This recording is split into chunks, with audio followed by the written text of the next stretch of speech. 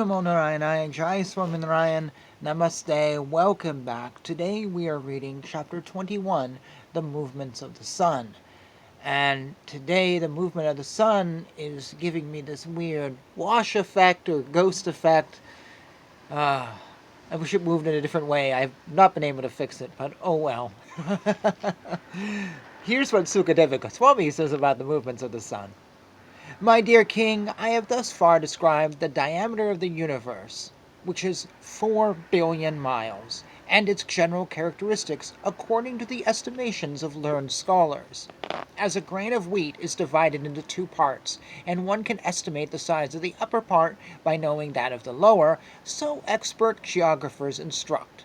One can understand the measurements of the upper part of the universe by knowing those of the lower part.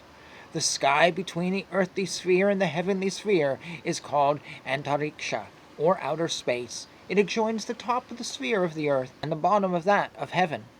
In the midst of that region of outer space is the most opulent sun, the king of all the planets that emanate heat, such as the moon. By the influence of its radiation, the sun heats the universe and maintains its proper order. It also gives light to help all living entities see. While passing toward the north, toward the south, or through the equator, in accordance with the order of Lord Vishnu, it is said to move slowly, swiftly, or moderately, according to its movements in rising above, going beneath, or passing through the equator, and correspondingly coming in touch with various signs of the zodiac, headed by Makara, or roughly translated to Capricorn. Days and nights are short, long, or equal to one another. When the sun passes through Mesha, equated to Aries, and Tula, equated to Libra, the durations of day and night are equal. When it passes through the 5 signs headed by Vrisabha, equated to Taurus, the duration of the days increases until Cancer, and then it gradually decreases by half an hour each month until day and night again become equal in Libra. When the sun passes through the 5 signs, beginning with Vrishika, or Scorpio, the duration of the days decreases until Capricorn, and then gradually it increases month after month until day and night become equal in Aries. Until the sun travels to the south, the days grow longer, and until it travels to the north, the nights grow longer. My dear king, as stated before, the learned say that the sun travels over all sides of Manasatara mountain in a circle whose length is 760,800,000 miles. On Manasatara mountain, due east of Mount Sumeru, is a place known as Devadani, possessed by King Indra. Similarly, in the south is a place known as Samyamani, possessed by Yamaraja. In the west is a place known as Nimlokani, possessed by Varuna, and in the north is a place named Vibhavari, possessed by the moon god. Sunrise, midday, sunset, and midnight occur in occupational duties, and also making them cease such duties. The living entities residing on Sumeru mountain are always very warm, as at midday, because for them the sun is always overhead.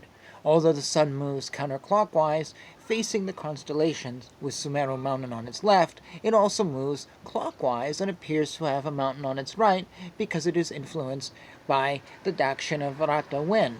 People living in countries at points diametrically opposite to where the sun is first seen rising will see the sun setting.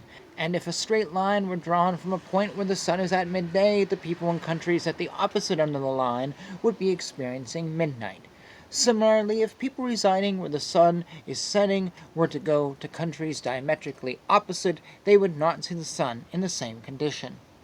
When the sun travels from Devadani, the residence of Indra, to Samyamani, the residence of Yamaraja, it travels 190,200,000 miles in 6 hours. From the residence of Yamaraja, the sun travels to Nimlokani, the residence of Varuna, from there to Vibhavari, the residence of the moon god, and from there again to the residence of Indra. In a similar way, the moon, along with other stars and planets, becomes visible in the celestial sphere, and then sets and again becomes invisible.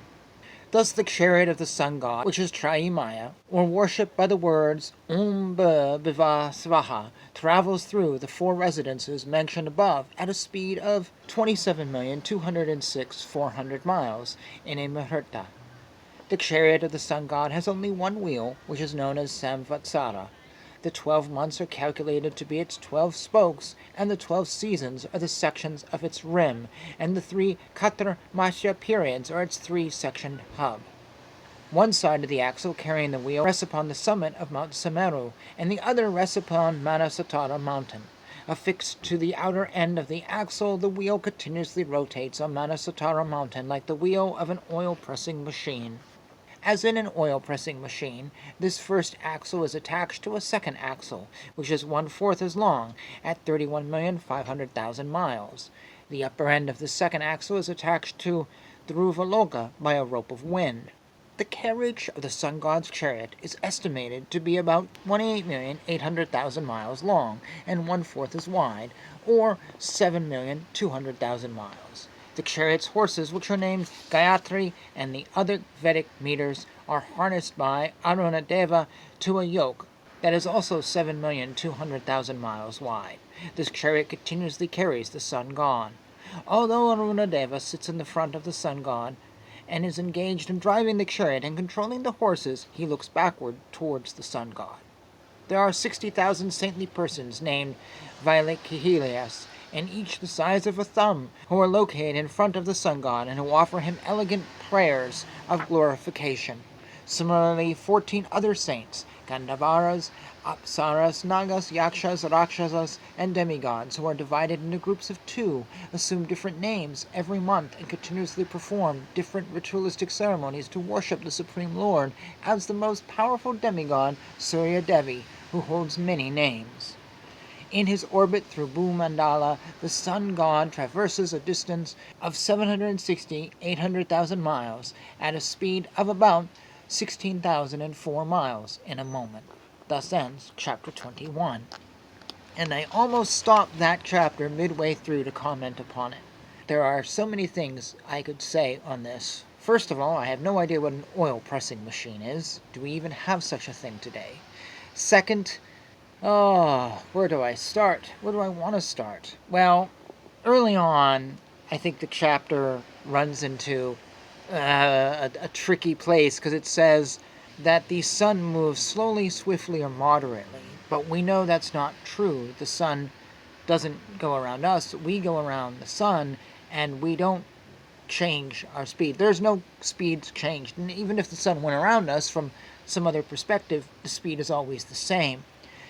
So we start off with that fact, and then there are more and more facts here that some of you are going to say, this is the word of the God, and this is it. And others are going to say, yeah, nope, this is just not right. This chapter is really one of the chapters which have brought such controversy to Canto 5. What I want to do is I just want to turn briefly to Radhakanan's book and just see if he says anything about this chapter that can bring a different perspective to it, because I have mixed views, and I don't necessarily have all the information in my court to want to share those views, other than anyone who watches this channel knows that I am a skeptic. I follow sort of the jnana yoga path of asking questions. I ask questions of everything, and it doesn't matter what it is. I never stop asking questions. Some people say, oh, well, that's bad, you're not supposed to. But no, my thing is, you should. Jnana yoga, and actually in some readings we did of Swami Vivekananda, he says, never stop being rational. So anyways, what does Radhacharan say? Well, first of all, he says that those who know the lands and waters of these places are not ordinary people. Speculating like ordinary scientists do, he writes, some have personally visited all the parts of the universe when mapping out the various territories, and others have learned on their authority, and they are free from mistakes, illusion, propensity to cheat. So they have a view that we on Earth just don't have. Therefore, we're in error, is essentially the argument here. Again, some of you may agree, some of you may not. I'm just sharing one point of view. He also says here that when our astronomers, us normal people, measure the distances to the various planets, they assume they are measuring distances in outer space, but actually they are measuring a scaled replica of the universe within Earth's atmosphere. So we have it wrong. According to Radhachandra, we have it wrong. Now, here's an interesting thing. and this is worth reading. In the Veda-based program, which if you know that program, it's a list of everything that Swami Prabhupada said, wrote, whatever. It is possible to read transcriptions of Srila Prabhupada's early conversations. In one of those, he admitted that he did not correctly understand the 5th canto, but the Lord helped him. So he said that Sri Krishna helped him to come to an understanding.